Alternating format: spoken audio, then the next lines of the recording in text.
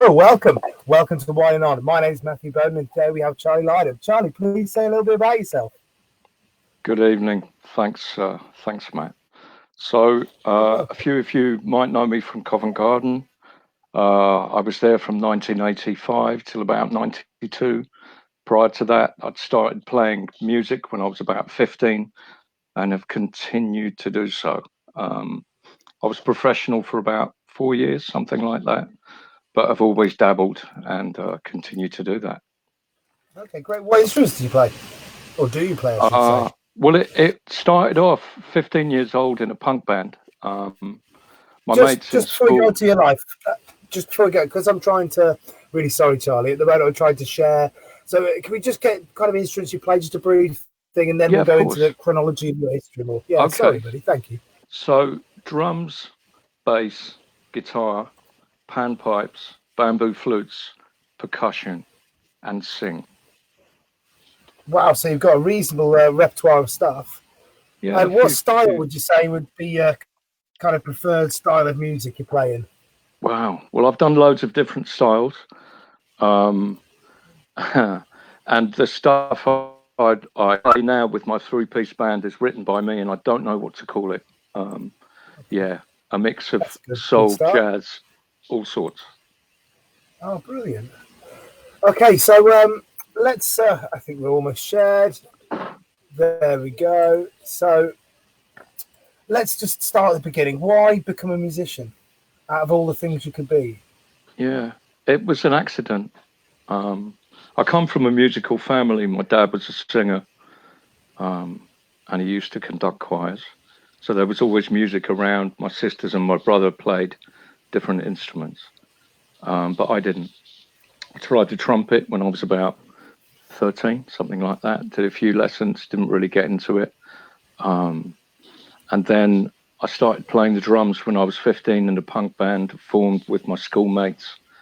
And yeah, it was really exciting, just having fun, making a noise. I was a very bad drummer, but it didn't matter.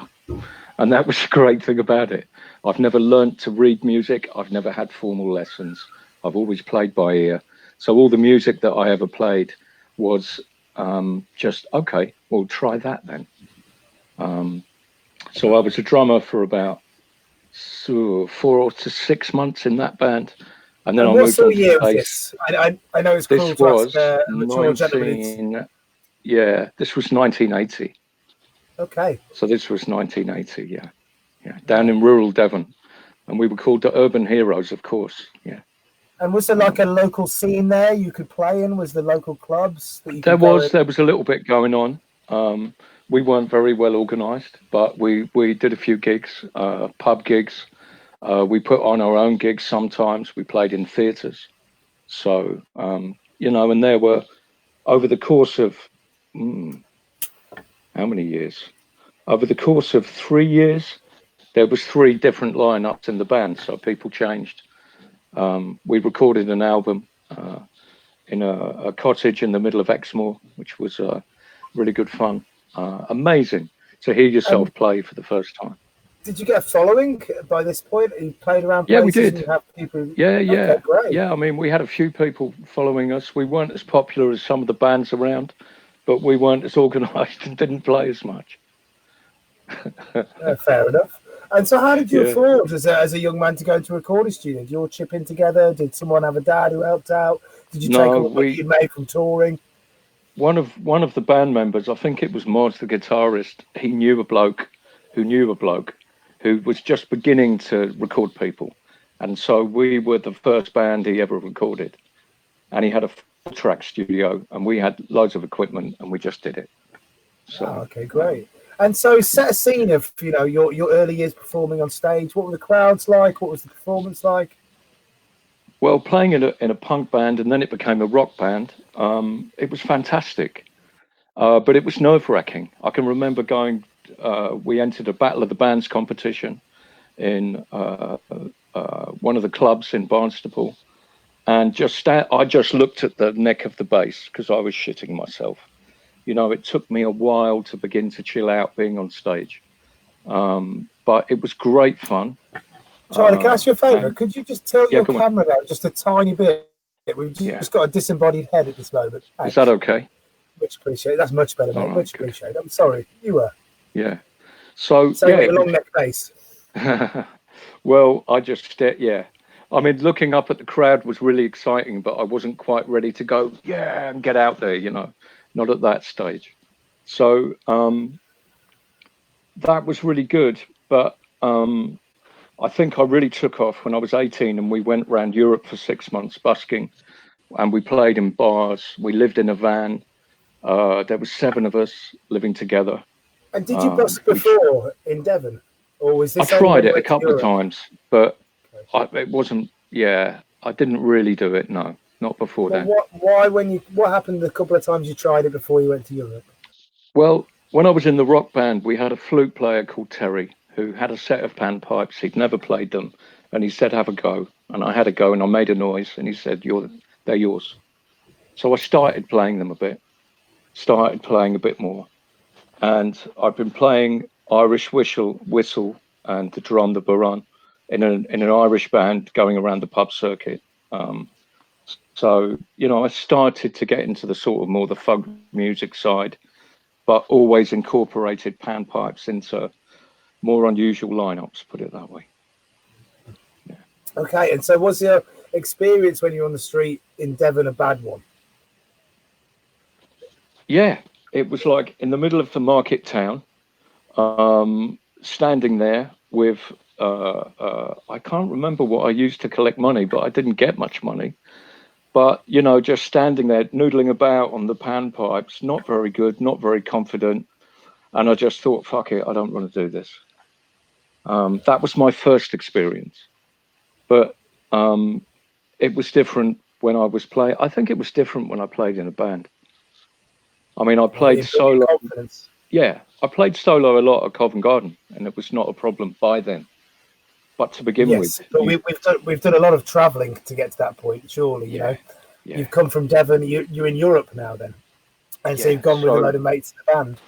Yeah, we went to Amsterdam first, which was a great laugh. I mean, everywhere we went was good.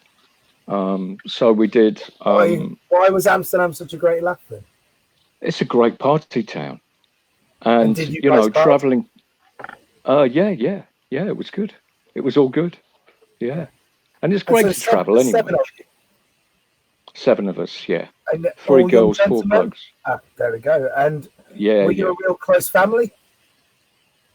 We were, because we'd sort of grown up the last years together, but not many years. I'd say 3-4 years we'd known each other, but we were pretty tight. Yeah. Yeah.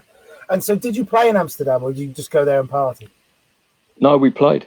Okay. That was the whole idea, to make our way through Europe and get as far as we could playing music. And were you booked, or did you just roll up in a van and walk into a bar and say, "Hey, let us play"? Well, we busked. We played in any open area that we could. You look for a good spot. Some are better than others. So, and we scouted it out, saw where other people were playing, spoke to people, all of that stuff. And where did you play in Amsterdam then? I can't really remember. I just remember playing there. Having a good time. Yeah. Down side roads, by the central station, all sorts of places. Yeah. So where next on the adventure then? So then we went to Germany, and then we went to, and we had a friend, Irish Pete, who lived in Germany, halfway between Nuremberg and Bamberg, and we stayed with him, and then we set up a house for a couple of weeks, and played in the local towns, which was really good. The Germans were very generous, very polite. I'm not sure they knew what we were all about, but that didn't seem to really matter.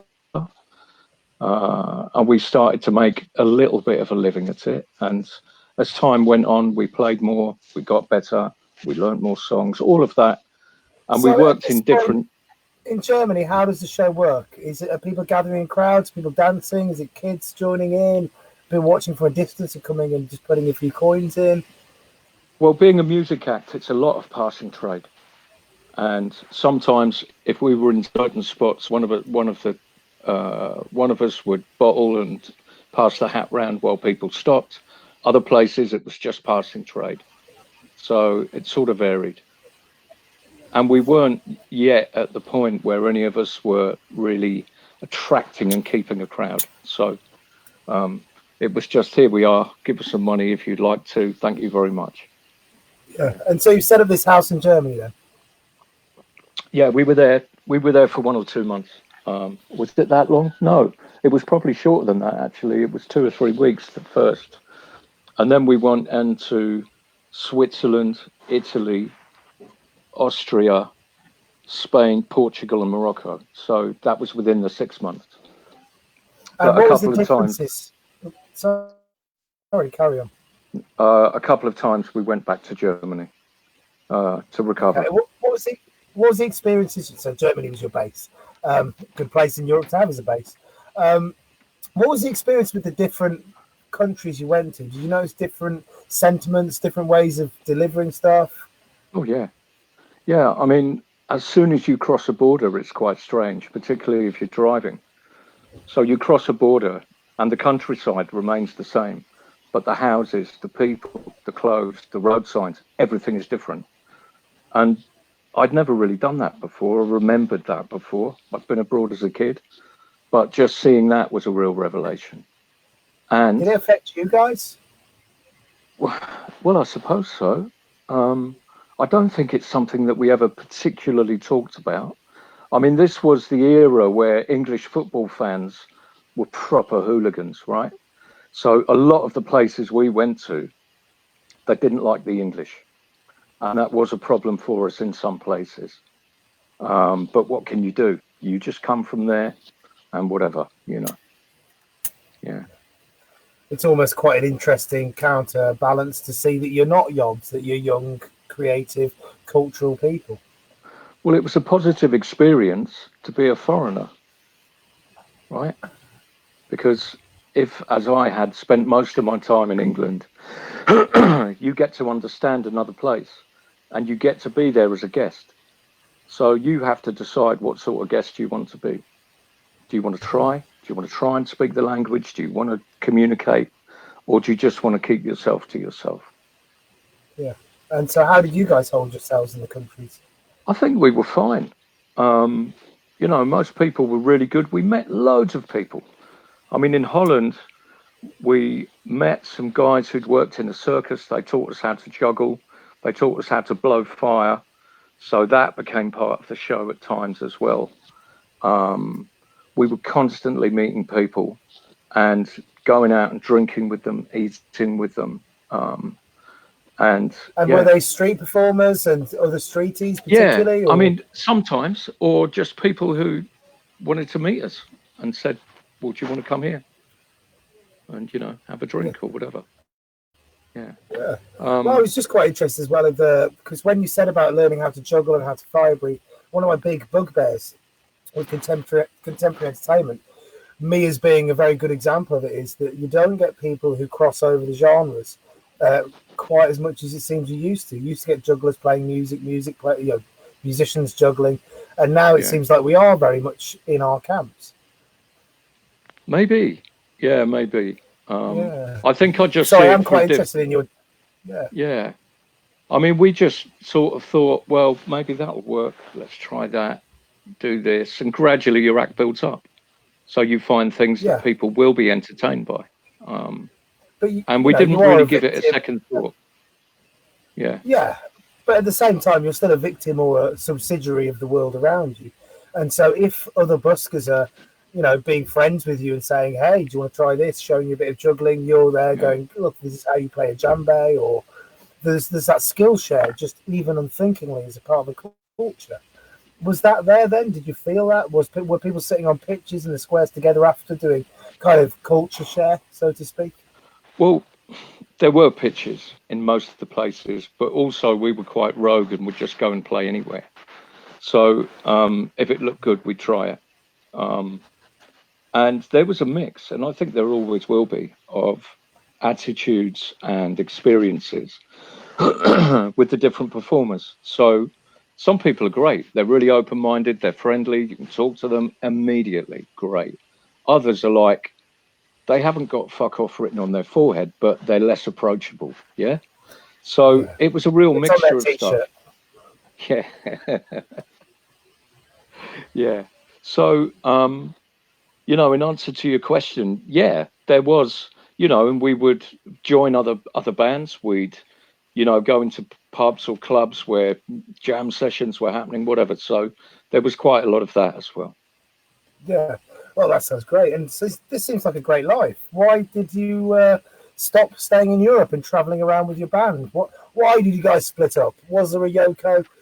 Well, yeah, I mean, I think we'd sort of done it by that point. And by then, two of our members had gone. One had gone to be an au pair in Italy, and the other one had gone back home. I think we felt that we'd sort of got to the end of the road for that particular trip. But other friends, not just that bunch, but other friends, did the same trip for the next 4 years. So people from my town that we knew, they just went off and did that every year. And the vehicles got bigger. It ended up being a massive coach. But the handbrake failed and it rolled down a hill and got smashed up. So luckily no one was in it when that happened. But yeah, I think also it wasn't the easiest thing to live together in a bus. And it wasn't a big bus. It was one of the old Sweb electricity vans with a ladder up the back. So we had to be pretty creative about how we cooked, slept, all of that. And I think, yeah, we just got to the end of it and said, yeah, let's go home. Okay, so what was just touching on this thing, because it interests me. You're all in a van together, 7 of you in the first journey. Yeah. How do you manage that in the end? Do you put this thing together? Are you one big family? Like people fart in the night is the problems, Well, look, in a crowded environment, all things are amplified, right? So, there was difficulties in all sorts of areas, but nothing that led to fighting or, anything like that. So yeah, I think it was normal human annoyances, right? You live close up and personal with people for 6 months. You're going to get to know them, and you're going to get to know how great they are, and you're going to get to know the things that you like less. So we did get on. We knew we needed to get on. We didn't have anywhere else to live. We had some places to stay from time to time. But it's like, okay, so get through this as best you can. Yeah, exactly. So why? I'll say this again. Why did it come to an end? Well, I think I've said that. It's just we were all like, well, what about home then? And then this rosy picture of home comes into your mind, and you think, wow, yeah, home. And then we went. So I think it was just a natural thing. And so, did you spend some time back in Devon, kind of defragging? Yeah. So went back to Devon. Huge culture shock. Didn't like being in one place at all. It was so weird. After moving all the time, going to different places, seeing this, seeing that, and Devon was no longer comfortable because I was like, well, there's this huge world out there. And actually, I think I want to be somewhere else. And it was really weird to be known. I mean, well, when we were away, all sorts of stories were told about what we'd done. And that was really funny, hearing the different stories. We'd joined us, we'd gone off and become merchant seamen, all sorts of shit was talked. But I think that possibly happens when people hear a little bit of news and then embellish the story. Yeah, the fish was this big. So getting back to Devon, quite soon after that, I started, what did I do immediately after? I sort of made plans to come up to London. I had friends in London, and then I moved up about a year and a half later, up to London. We were still playing, not really in a band when we came back. I think once we all separated from that crew, it was like, right, we've done that now. and somehow it didn't feel right doing it back in Devon. I don't know why, but that was just what happened. Yeah. Yeah. Yeah. And so you went to London.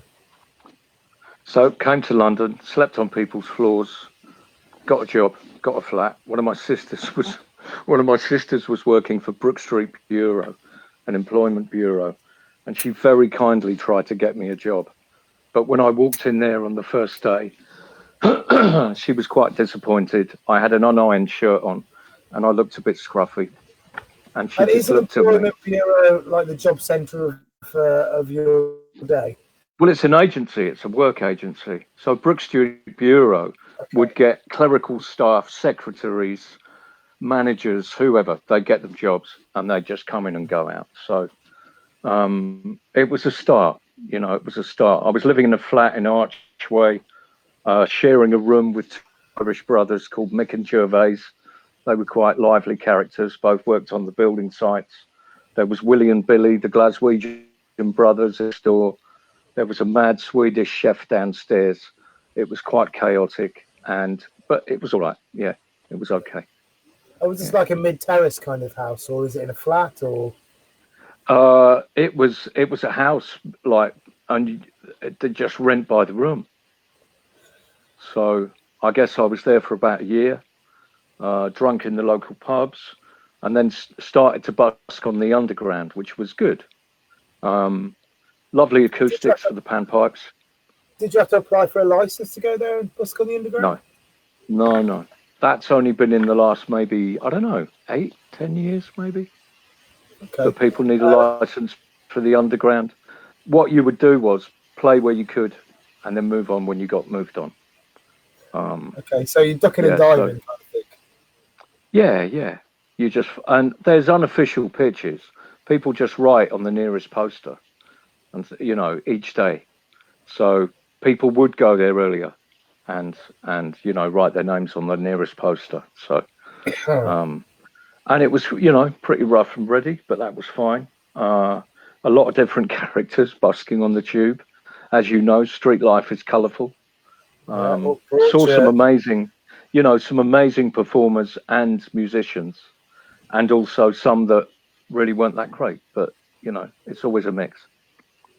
Yeah, and you've got to become great. Nobody starts good, do they? If we remember back to your days in Devon when you first went out on the street, it takes time and experience. Absolutely. And also you have to practice, right? You have to do it to be able to do it. People will often see a really polished performer and not get that. Unless they're in the game, they think, oh, they were born this way. But that's natural not the talent case. Yeah. It's a nonsense, really, in a lot of ways, isn't it? You just think it's actual application. It's people that actually cared about it and kept doing it. Yeah. And I think you also have to have a reason to do it. Because there's a huge difference for me between amateurs and professionals. I was okay as a professional, but I didn't make regular enough money. I mean, I'm playing a niche instrument, and at that time I'm playing Latin and jazz music, so less easy. But you just find your way. I've never planned my career. Street performing. Did you enjoy street performing? Right? Doesn't have, there's no manager or HR department, right? No. So you just do whatever you can do whenever you can do it. Yeah. And I think that's one of the beautiful anarchic things about the performance life. It's okay. So where'd you go? Who'd you meet? What'd you do? How'd you do that? What's next? Yeah. And so talk about what's next. Did you enjoy working on the tube? I did. Yeah, it was great. I met another Irish guy, ended up sharing a flat with him in Elephant and Castle for a little while. He was a bit unpredictable, so I left there. But I played with him. He was a guitarist. I was doing panpipes and flutes. And we teamed up, and that was wonderful. Just really, really good. So then it just made me think, okay, what else can I do? And then I went to Covent Garden. I think he introduced me to Covent Garden, actually. Yeah. And what sort of year was it you arrived? Did you say 85? 85. So it must have been about middle of 85. I went to Covent Garden. Yeah. And what was it like when you first arrived there? Beautiful. What were the impressions you had? Um, it was alive. That's what it was. There was so much going on, rammed with people, loads of street shows, interesting market, a really nice open space in the middle of London. And I just went there and I was like, wow, I would love to play here. So started talking to some performers. They were great. Told me how to get work on the inside pitch. I'd only ever work on the inside pitch. And Why was that? yeah, well, I didn't, when I had a band later on, a few years later, we could have done the outside pitch, but I always saw it as a non-music pitch. It was always that way. Fair enough. And yeah. what was your first show like there? When you first went to the show there? It was quite overwhelming. Because I'm standing there, and I'm like, right, okay, I've done this before, but I've never done it here. Introduced myself, started playing, people come and sit down, people come and watch. And I figured out quite soon that if you're a music act, you need a bottler at Covent Garden. Because loads of people will watch, very few people will give. So that was one thing that developed quite soon afterwards. And there were different people who were the bottlers at Covent Garden. And then I met other guitarists. They'd come up, oh, you play the panpipes, what do you do? Da, da, da. So I met Dennis, who was a Polish, English guy. He loved sort of Spanish flamenco, jazz, all of that stuff. So we got together, we started playing. What were we called first? Los Primos, which means the cousins. Had a whole set. We recorded another album in his front room, started selling tapes, which was great. Because if you're doing music and you can sell tapes or merchandise, that's really where a lot of the money comes from. And that was great because then you're working with someone else. Really like working with other people. Didn't mind playing solo, but it's just not as enjoyable. It's particularly with music because it's such a thing that you intuit between different people. Yeah, absolutely. And solo panpipes is not the most exciting sound in the world. Yeah. At the era, were you the only panpipist around? There were bands of South Americans that would come through from time to time, and I got to know all those guys.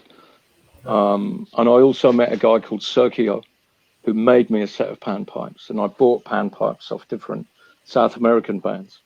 But Sergio made me a set of panpipes, and he used to be in a band called Incantation, who were the only band to get into the top 40.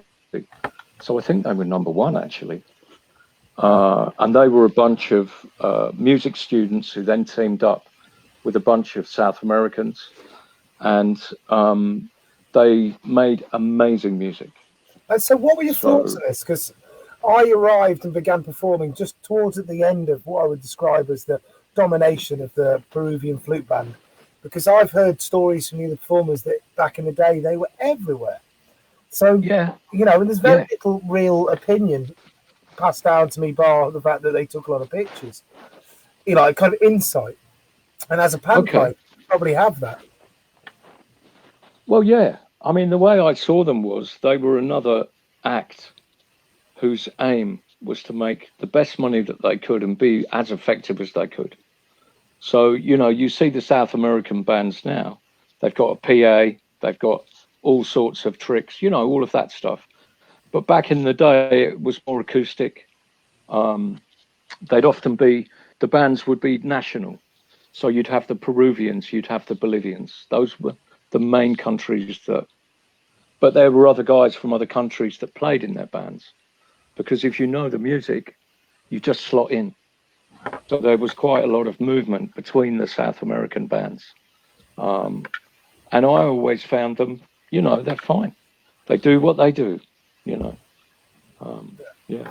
And there were stories people talked about there being CDs that people would sell the same CDs, that there was some kind of intricate organization between them. All the word mafia was bandied around, which I think is a very poorly chosen word, but nonetheless it was bandied about. So what do you think about this stuff? I don't really know or care, to be honest. I don't remember anything about that. Yeah, it may have happened, I guess. Yeah. But for your experience, you definitely met guys that could play. It's not like this was all a Oh, yeah. huge, yeah. I mean, it's not everyone's cup of tea, right? It's not everyone's cup of tea, that music. And some of the bands were really good, and some of them weren't great at all. Yeah, so it was a mixed bag from my point of view. And how is it for you being a panpipe player during the time of quite a pervasive South American panpipe scene? Well, I wasn't ever really self-conscious because I never wanted to do what they did. So that didn't really trouble me. I did play South American tunes, but I played them in my own way because I can't play them like they do. There's something in that, you know what I mean? If you're playing your ethnic music that you've learned for however many years and it's played that way, fine, that's all good. That's what you do. But I never pretended to be able to be like that. So that was never really an issue. Oh, very interesting about that. So, what were your experiences as you became more kind of, if you lost your greenness in Covent Garden, you became somebody who was working there more regularly. What was your experiences as you moved along from the beginning shows to that sort of state of being? Well, I always found certain people really, really friendly, and others who they weren't unfriendly, but they were just getting on with what they were doing and didn't talk much, and that was fine because there was always someone around.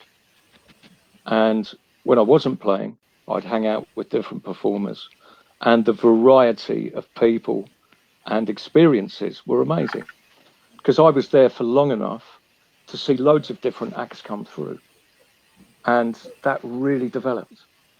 And I what were the mean, acts you saw come through? sorry? What were the acts you saw come through then? Oh, wow. Well, when I first got there, who do I remember from when I first got there? So there was Nick Nicholas, captain. I think Pepe probably came along a bit later. Alex and his partner, Eddie Izzard, John Feely, loads of other acts that I am not going to remember either the name of the act or the people in it. There were magicians, there were jugglers, there were a few acrobats came through.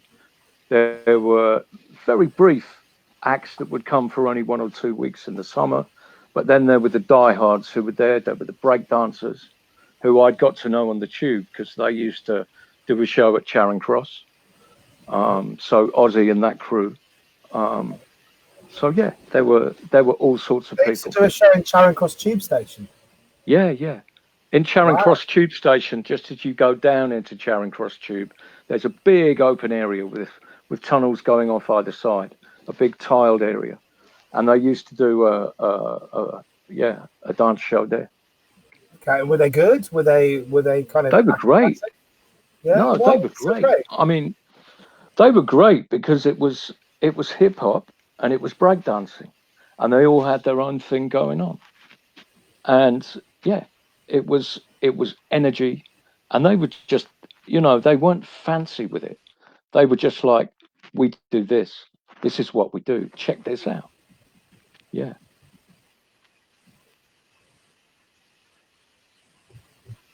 Cool. And so, as you're going through Covent Garden, did your work progress while you stayed in Covent Garden? Did you notice a change in what you were doing? Oh yeah. I mean, I worked with different people. The scene changed as well. So when the GLC had to finish, that was very different. The arrangements for the booking of the shows and the licenses changed. And how did that affect the performers? I think it was just a temporary thing, right? What are you going to do? The place that you busk in's been taken over. You still want to do it. Here's the new rules. There you go. I mean, one thing that was significant was whether you could use amps or not. That was difficult. I heard Terry speak about that. And, there was a period where music acts use an amp, but other acts could. And that really got my goat. But I can understand that a certain amount of noise is generated, crowds, the noise of the performance, whatever type of performance you might be doing. And there's, offices and people living around there. And that was always something that they were very aware of. They don't want complaints. They don't want the noise people coming in, Westminster Council. And whenever they did come in, we'd often get the word from the security guards, Westminster Council's here. No, turn it down. Okay, yeah, good, fine. So, yeah, it's just one of those things. You go with whatever is happening. It's only looking back and you asking me questions about it that I think about those things. Yeah. Because at the time, you're just doing it. Yeah. Yeah. Yeah. Once you're in it, when you're involved in it, it's very hard to see the broader picture of what's going on, I suppose. I mean, what I found interesting that Terry said was he said that the banning of the amps created a divide between the musicians and the circle acts, a sort of cultural divide which wasn't present before. I don't know. I don't know that it did. I mean, I think there was definitely a difference in the pitches and what was done in each of those pitches. So outside was the shows. You want to do a show, you want to do a big show, that's the place to be. And very, very, very rarely musicians went there. And then the inside pitch, and then what I would call the fly pitches around the outside, including the garden by the Bramston List, over by the Transport Museum, by the floral street that goes up to the Tube. Those places, bands would play there. I was trying to find a way of explaining it. The way I would explain it is everyone has their identity as a performer, and groups of people will naturally get together. So personally, I can only talk from my point of view. I would go in and book shows, and then I would turn up and do those shows. And if it was the weekend, I'd be there both days, long periods of time. But apart from that, I'd sort of come, do my show and go. So a lot of the performers, particularly on the outside pitch, are there from the very early morning, and they're spending all day together. So of course they're going to get to know each other more, and they're performing on the same pitch. So I wouldn't see it as an unnatural or strange thing. I just see it as a thing, whatever. It's what happened. Yeah. And so as your work's progressing there, did you find, if you look at the beginning and the end, when you're getting towards the later half of your performance career in Covent Garden, had you become a kind of honed street machine at this point? Was everything down to, all the mechanics of everything? I think that I certainly was a better performer towards the end, and I've worked with some great people.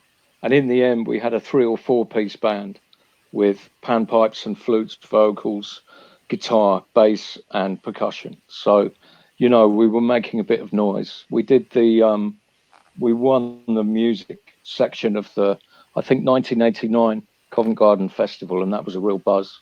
Wow. And when you say we, you were in a group at this point? Yeah.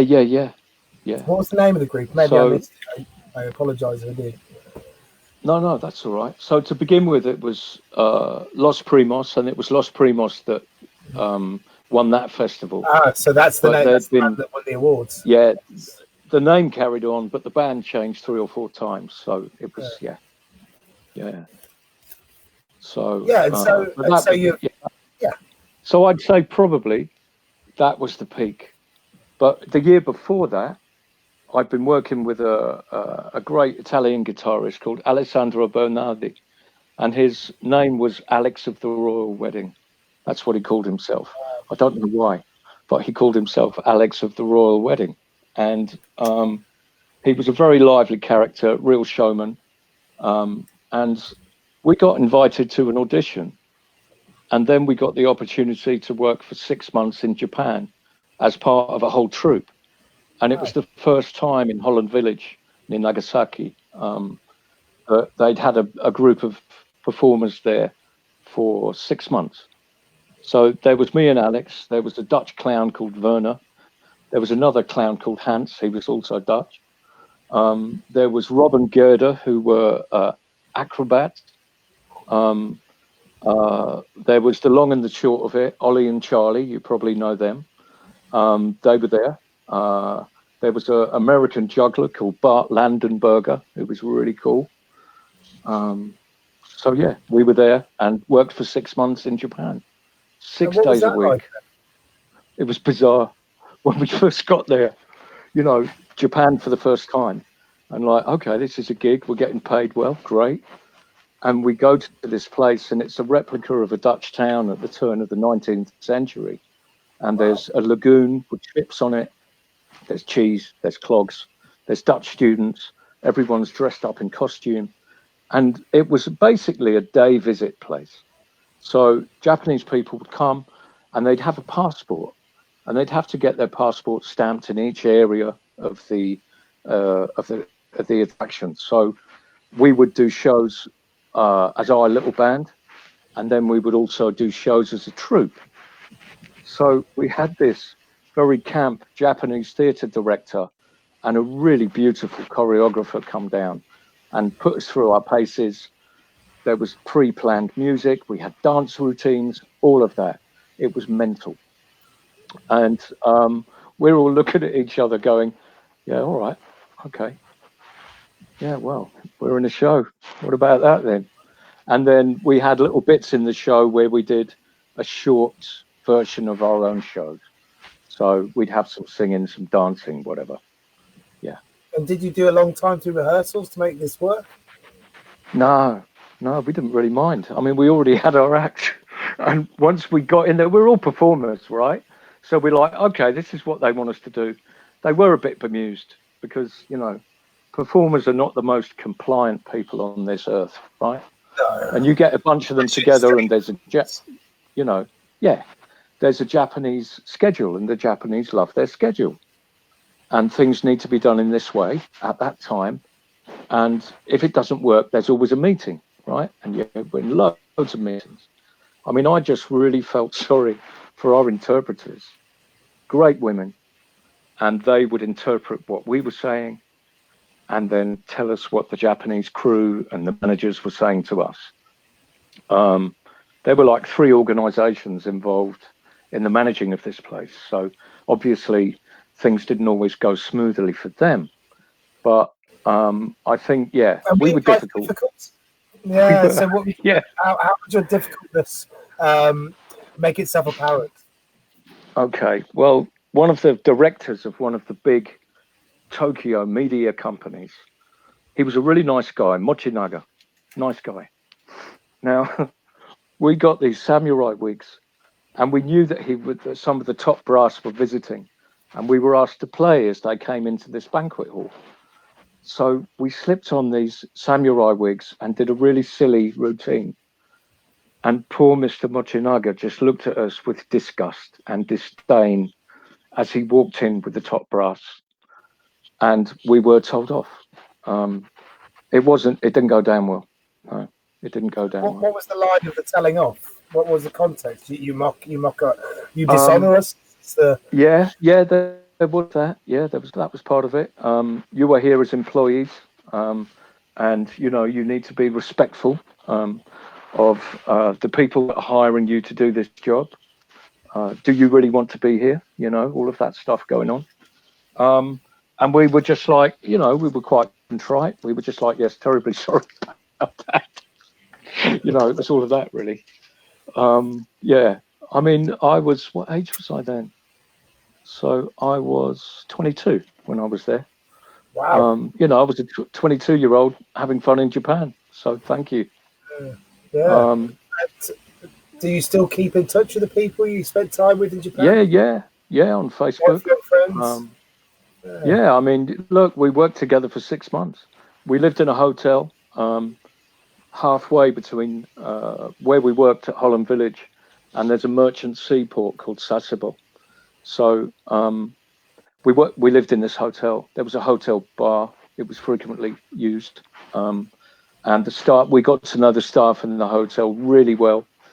And we were an oddity. That's what we were, because we're in the middle of this Japanese village, in the middle of the countryside, farming and fishing community.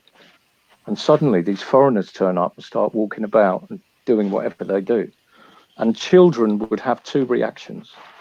They'd either look at you and like want to prod you and see what you were and be really inquisitive and just look up at you.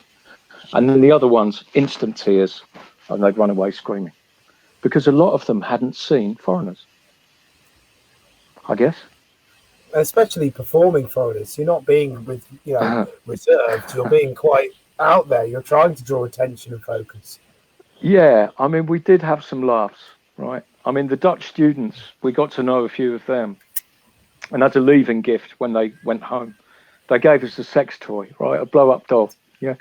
So we dressed it up in a kimono and a wig, of course, and put a sort of sellotaped a fag to its mouth and sat it at the bar, and people would come in and just be like, what? That was really funny.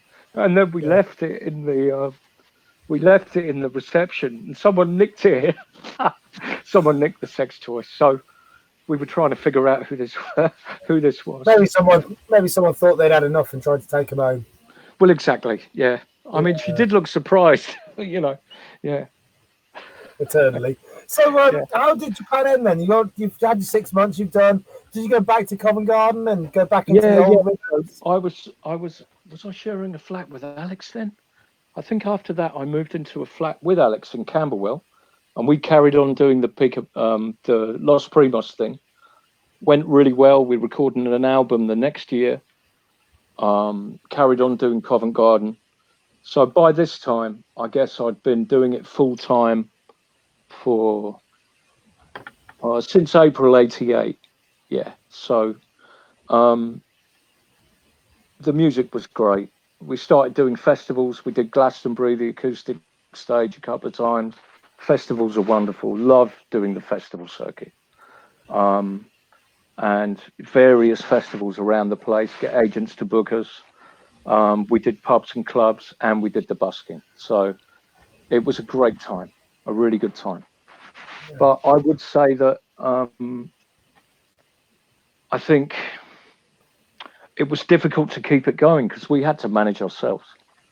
And, I've never been the most motivated and organised man in this world, right? Did you not go back with a swagger from Japan? Did you not come back thinking, I've just done 6 months around? Yeah, I mean, we were a bit, right? A pound note in your pocket. We've just been over there, well rehearsed, playing 6 days a week. Great. It was great. We were full of it. And, everybody I know who's a performer has gone through a phase of having a problem fitting their head through a doorway, right? Because we all have, right? It's all part of it. And some people are much more confident than others. So yeah, we had swagger when we came back. We thought we were the bee's knees. Yeah. And so why, it seems like you're saying, it seemed like before I very rudely interrupted you, you were saying that something wasn't right. Something wasn't right? Yeah, you were saying you became tired or that you were having trouble putting your head through. Oh, well, you said put head through the door because of being... No, I was trying to think of how it was for me and us when we were working together at that time. Yeah. And what was difficult was it started to sometimes become a bit of a grind. Because it did. You're making music full time, you're managing yourselves, you're traveling, you're having to get your gigs, you're going out and all of that. So I think there an element of a sense of, and I only say this from personal experience and experience of people around me. Yeah. Was there an element of a sense by this point now of, it's a mean word, and I don't mean it in the worstest sense of it, but kind of entitlement. You felt, I am good. I'm entitled to be treated decently by my audience, and if you don't get that all the time. You can feel unrewarded, maybe. It would depend. That came and went, I think, because a lot of the time we were having so much fun, we didn't really care as long as we got paid. Yeah. But of course, we cared about the reaction. It's always disappointing when it doesn't go down well. And we were doing quite a lot. We were doing quite a lot of comedy stuff. And one night, this woman came up to us and said, "You are brilliant musicians. Why are you so stupid?" Because we were clowning around, right? Yeah. And it blew her idea of what we should be out of the water. Should be these sensations looking at, oh yeah, whereas we were anything but that. And I think a lot of people found that mildly disturbing. But you speak with joy and pride, so I am interested in where the grind comes into it. You said it just because, but I don't think anything happens just because. It's a huge confluence of forces, and I am interested in where that feeling comes from. This feeling of, oh, I've got to go out there and make people happy and do a thing I love again. Oh, well, I think it's to do with familiarity, right? You've done it for long enough, regularly enough, that whatever job you do, whether you're a performer or not, you will have days where you're just like, I'm so fucking over this, right? Anyone would do that. So I don't think that's unusual.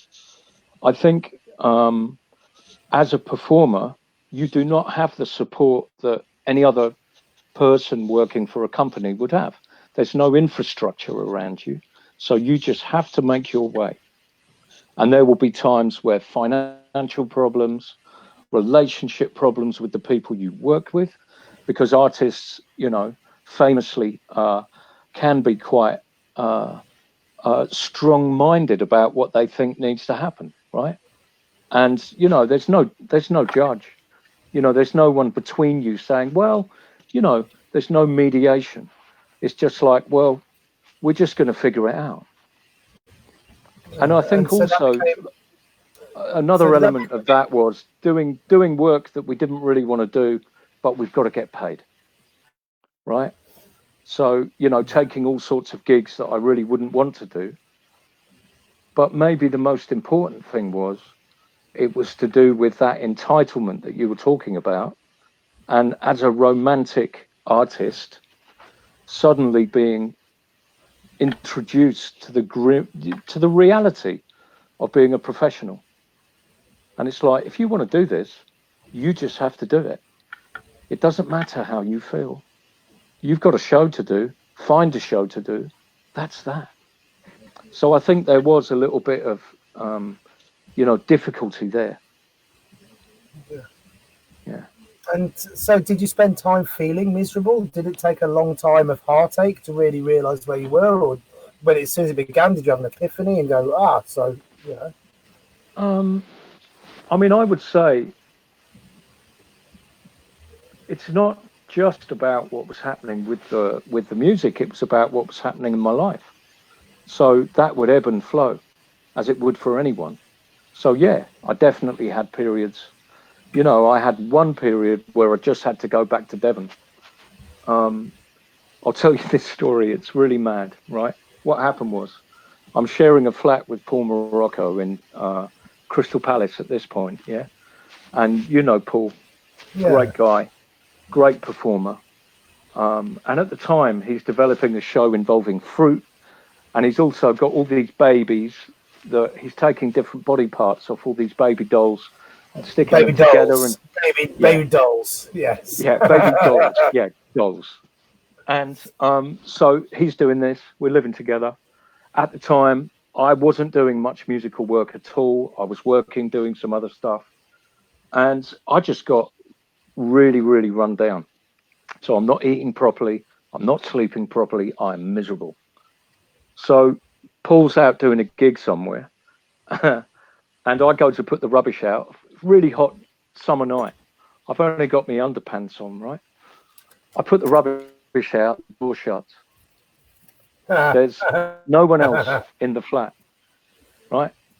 So I'm stuck. There's other people who live in the flats, but nobody's answering the bell. It's locked. And I'm like stuck. So I sit on the doorstep for a while and it's not happening. So there's a police station at the end of the road, right? Rockmount Road, Crystal Palace. So I go there and I think, fuck it, I'm pissed off now. So I see there's lights on in the police station and I can sort of see people moving around. So I knock on the door really hard. No one answers. It's not happening. Try it another couple of times. And I just lost it. So after that, I went back to Devon, worked as a dry stone waller. What are you still in your underwear? Yeah, of course. I mean, it was the new look, right? I mean, winter had to be, rabbit skin underwear. But how did you get back in then? Did you spend that whole night on the street? Did you sleep in a doorway? Did you sleep in a No, I got picked up by the police. They picked you up from outside? I was outside the police station, raging against the world. And the panda car pulls up and they're just like, "Are you okay, sir? We don't think you are. We're going to take you in." Yeah. Fair enough. We can't blame them in that situation, can you? Someone naked outside the police station screaming. No, exactly. And they gave me a nice white suit to wear, which was lovely. Oh. Yeah. And did they give you a place to sleep for the night? They did, yeah. Oh, how kind of them. Yeah, and a nice lady to talk to the next morning as well. Yeah, yeah. Cool. And did the lady you talked to, I take it was a police interview? Were you arrested? Were you charged? No, nothing at all. No, they just did a sort of assessment, psychological assessment, and said, "Well, we don't know what's going on with you, mate, but we'll take you home." So I got back. They wanted to break the door down, but I knew Paul's dog was in there, Izzy, who's a Belgian Tervuren, like a sort of very hairy Alsatian. And I just said to them, "Nah, don't break the door down. There's a big dog in there, and it might well go for us. So, nah." So I made alternative plans, yeah. And so you went back to Devon then. Did you feel it was like, my life is too crazy, I've had enough, I need to find some peace? I was just worn out. And I was depressed. So for the first weeks, there wasn't really much registering. Do you know what I mean? Yeah. And, on that subject of, you said, were you feeling down? Was it difficult? Listen, man. I mean, 1 in 4 people get anxiety or depression at some point in their lives. So as well as your career, if you like, or your performance life, people will go through all sorts of phases of different experiences in their environment, with their family, whatever. So one thing I did realize was that I was very loved. That's what I realized when I was in trouble. People looked out for me, people rang me. When I came back to London, people were like, "Oh man, heard what happened to you, you okay?" And I was like, "Yeah, I wasn't, but I am now." So, and going back to Covent Garden, I never had a problem there because I felt always someone would have my back. Yeah. And so what was the bricklaying thing like? What was the experience of going back and doing a normal job, so to speak, a 9 to 5, a regular income? Yeah. Well, it's, in one sense, it felt like a failure. In another sense, I sort of knew, by this time I've met my wife. I met her at Covent Garden, 1988. But we didn't live together till like 1990. And then she came over, she's Japanese. She came over here in 92, sort of more permanently. So I sort of knew I needed to settle down. And I also knew with my most recent experience, I wasn't going to have enough money regularly to sort of do that, as far as I could tell. So for me, it was a choice. I was like, okay, what am I going to do? So I thought about it, wanted something portable that I could do anywhere. So I worked as a healthcare assistant at Homerton Hospital for a year, and then did my nurse training at the Royal London. Can you just become what was the name of your first position again? I'm sorry. Healthcare assistant. And can you do that without training? Was that just something you could walk into? Yeah, it's non-nurse trained, yeah. And how did that feel again? Why choose to do that? It just seemed like a good idea at the time. I mean, there were other things I could have done that required, I would have needed more qualifications, because I left college in the middle of my A-levels to go and play in the punk band. So if I was considering other things, I'd need to study again. I didn't want to do that. And I thought, okay, I reckon I could be a nurse. And at 28, I was 28 then when I started my training. I'm really glad I went into it a little bit older. I wouldn't have done it age 18. No, no way. Did you go into psychiatric nursing because of having, the moment yourself, or did you go into general nursing, or? No, I went into general nursing, and then during my training, really enjoyed general surgery. So I did that at the Royal London for how many years? 6 years. Yeah. So you had a strong stomach. I've never been squeamish. I'm very lucky. You can't afford to be in the jobs I've done. Yeah. Can I just ask you, just as a side note, it's not really important to anything, but I had a story from a friend who worked as a trainee doctor who was doing vivisection, and she said when you cut somebody's stomach open, you feel very hungry because of the enzymes released in somebody's stomach. Is that true? I've never experienced that. Fair enough. But whatever. Yeah, maybe. I mean, I think what can make you hungry or horny is extreme danger. Okay. Right. Or being in a stressful situation, right? Yeah. Because if you work as a healthcare professional, you're used to remaining in a stressful situation for many hours each day. So did the I think, experience of performing, which is itself, from the beginning to the end of your show, a high stress environment, was that helpful? Do you reckon? Yeah, of course it was. Yeah, of course it was, because you relax with people. I mean, not every performer is relaxed with people. I'm not suggesting that, but my experiences up to that time had really helped me. And, it included working at the British Council in their book promotion department, being a woodsman for the National Trust, a dry stone waller, a kitchen porter. I'd done loads of different jobs. So all of that helped. Yeah, I guess. And so you were there. You're a surgical nurse. You're there in the bloods and the guts and the kind of protective equipment and whatnot. How did life continue after this then? Well, I was still playing. So I was still playing in pubs.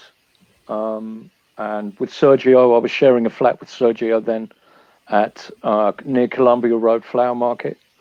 So that was a really lively household. That was great. Excellent. Was that Sergio the magician? No, the musician. Yeah, Sergio Avila. So he is a great panpipe player. So that was good times.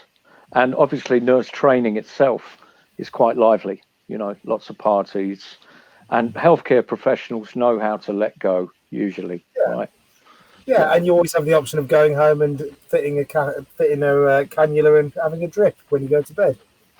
There is that option, I suppose. I mean, I did hear about some medication that was the sort of magical anti-drunk medication, where if a doctor was pissed and on call, he could take it and suddenly be sober. Now, to this day, I've never found out what drug that is. And I'm sure you would broadcast it on the internet if it was. If it exists. But of course, probably is right.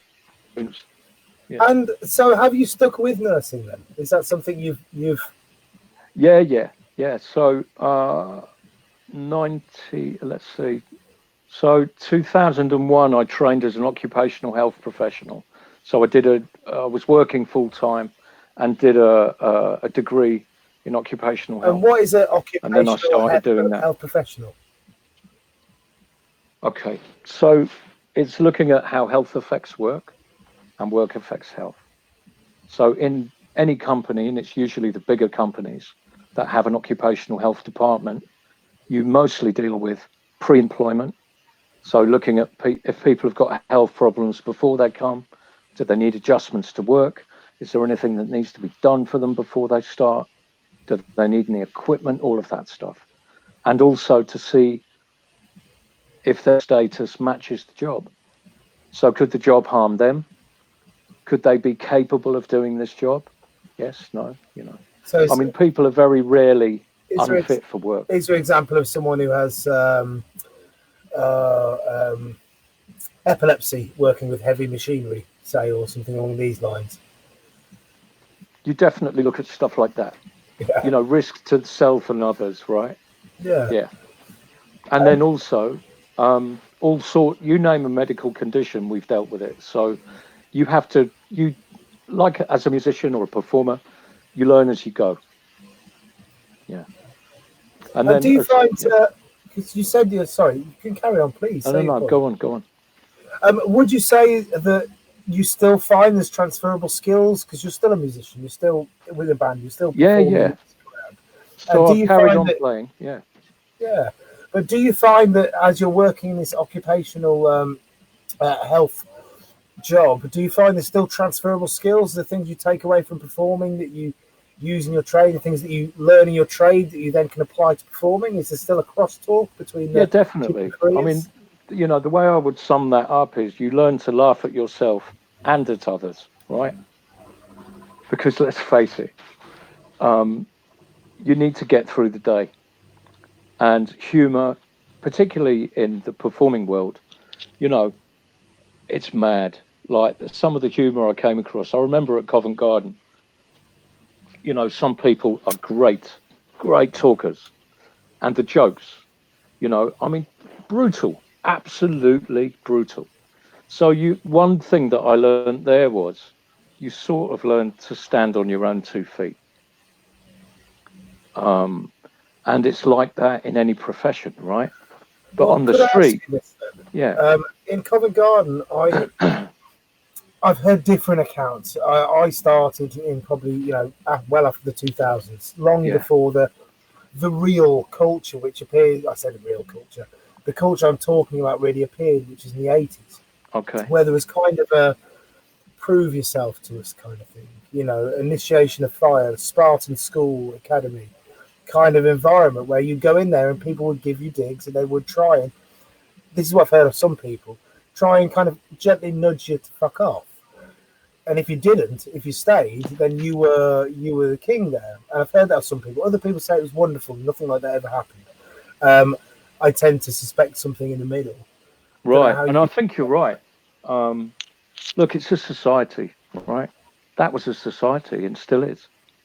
So that society is made up of all sorts of different people at different places in their life.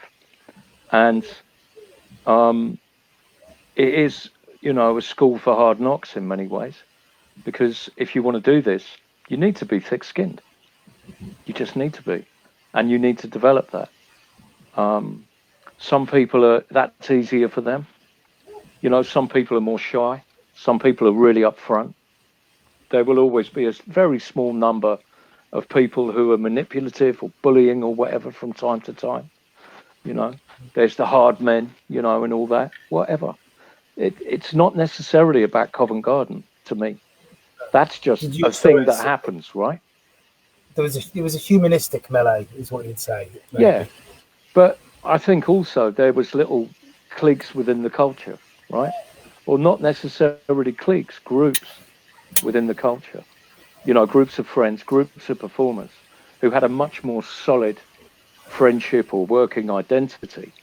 And so quite naturally and normally, you're either in that or you're not, right?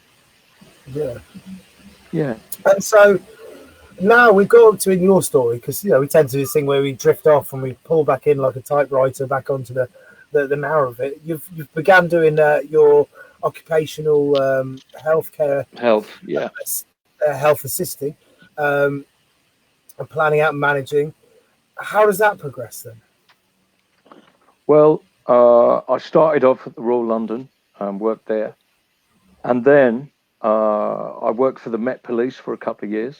Then I worked for, You work for the Met Police. Were you a police officer? Did you become a bobby or no, no, no, you're part of the health team. okay? So it was very strange being surrounded by policemen. And Yeah, what was your very impressions strange. when you were working there? Did you enjoy spending time with the guys there? Were they just Well, people look, again? Were they all evil and planning the downfall of every single innocent person in the country?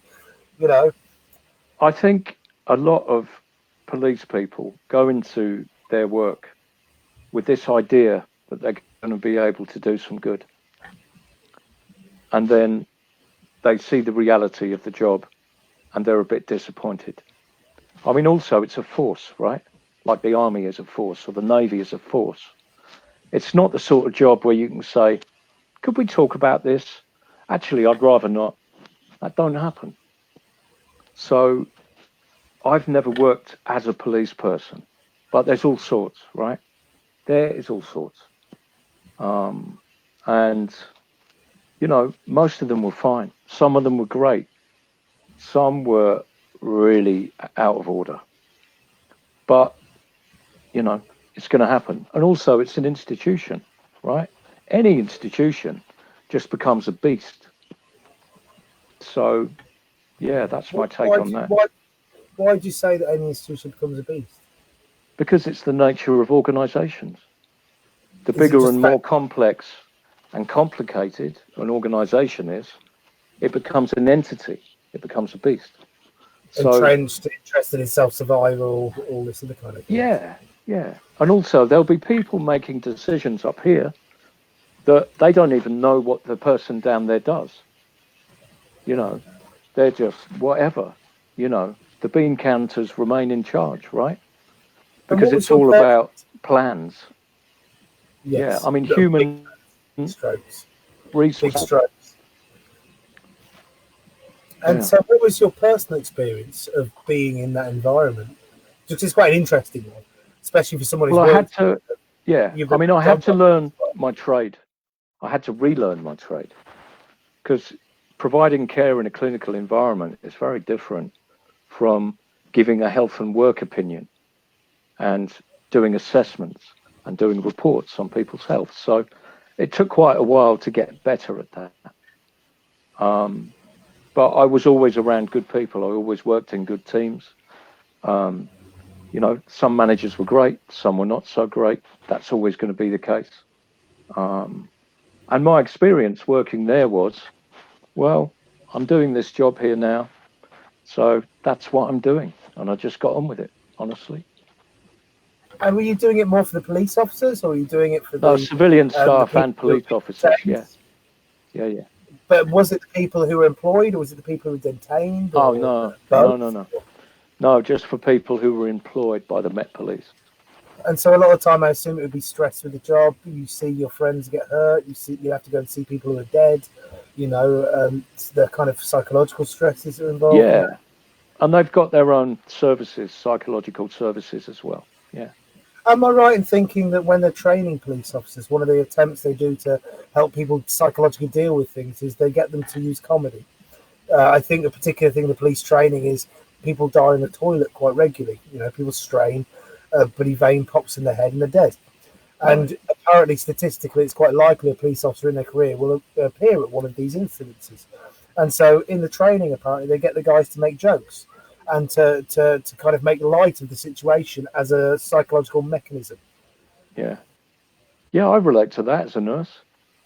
Yeah. I mean, you know, you need to decompress, right? Because you're not just your job. You're an individual who doesn't work as well. So that line between work and home, or work and out of work, obviously sometimes gets blurred. You know, as a performer, you are a persona, you develop characters, you have a show, you whatever. But, you know, when does that stop and just you as a regular guy start? Yeah. So, well, you know that thing of performance disease, when the character begins to consume the creator. You know, and I've spoken to people in my life who I sincerely do believe the character has consumed them. The bit that was there before is being, you know, undermined to a point where they're not the person they were when they began the endeavor. Yeah, but it's attractive, right? You know, acting is attractive because sometimes I don't want to be myself, right? And it's quite nice to be someone else and to play, you know, to be creative with that, whatever. But I think, I mean, a lot of actors and actresses I've worked with, I didn't really know who they were because they've been in the game quite a long time, some of them. And they had a certain way about them where they could just switch because that's what they learn to do as actors and actresses. You're in character, right? They can do that. But it also gave me the idea, of, well, some were more natural than others, but others, I never really felt I'd met them, put it that way. So did you feel like they went, right, I'm here in this room at this time, so I will use this person? And then they go to a different place. I'm in a cafe here at this time, I am going to be this person. They constantly be changing the masks, so to speak. I don't know how to describe it. I mean, they're just really, really good at presenting something. So what I didn't really know was, are you presenting yourself? But, it might just be something that happens to actors and actresses, that they've just got a certain vibe about them. I think performers have a certain vibe about them. If someone's a policeman or policewoman, you sort of know it, right? Maybe that's it. Today, there was some people playing music on top of a boat, and these guys walked up to the balcony, and from the second, and this is about 100 meters away, they walked over and looked. And from the second they walked up and looked, I nudged my friend and went, they work for the council. And sure enough, 5 minutes later, they walk around, they start walking down towards us. And they came and said, you've got to stop doing this, basically. Okay. But you could just tell by the way they moved and the way they walked that there was an element of performance in the character they were in that job. They felt like they had to be a certain person in that job. Yeah. And that person is, it's atypical. It goes across the board that they all seem to have that similar character. This is what I should be in this job. Yeah. Do you know what I mean? Yeah, definitely. And I mean, I've come across, both as a performer and as a nurse, that there's been times where I've just thought, I'm not sure that I want to conform to the apparent stereotype. But, maybe that's just the natural defiance. I don't know. I've no idea. Part of the character. But that's also a healthy thing. I mean, maybe you're successful in in your musical career and the career you've had after because you've had a different perspective, because you've had that thought. Well, I think it's just about, finally coming back to a point where I'm sort of comfortable with myself, whatever I do.